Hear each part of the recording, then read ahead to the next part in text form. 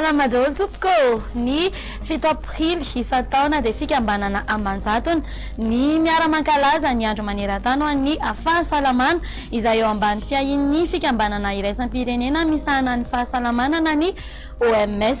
Andro natokana ho an'ny fanentanana ara-pahasalamana ihany koa izany ka noho izany indrindra dia ifantoka bebe kokoa amin'ny fifandraisana eo amin'ny toetry ny andro sy ny fahasalamana ny loha hevitrintsika ho amin'ny androany.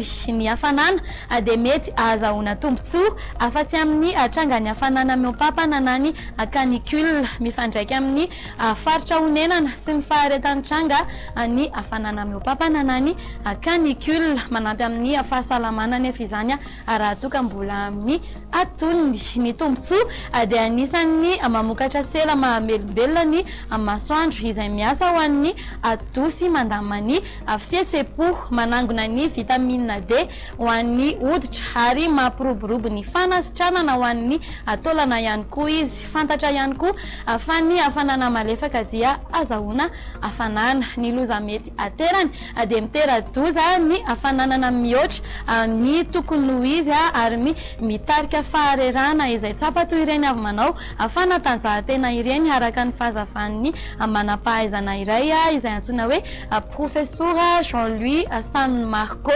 Mampitombo ny riska mampietsika ny aretin'ireo olona voan'ny fahaketrana ara-tsaina ihany koa ny hafanana diso tafahoatra.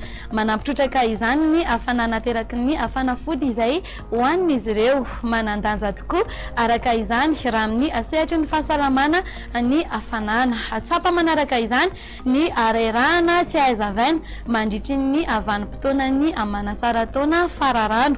Ny vahaolana dia ny manamantotrano ny taresin'ny tanana mampiasa fitaovana manome rivotra asiana lamba manto ny varavarankely fa mamelombelona ny rivotra ao an-trano izany. Misaika hatrany ary misotro rano matetika ka asiana tsiro-mboasary makirana raha azo atao.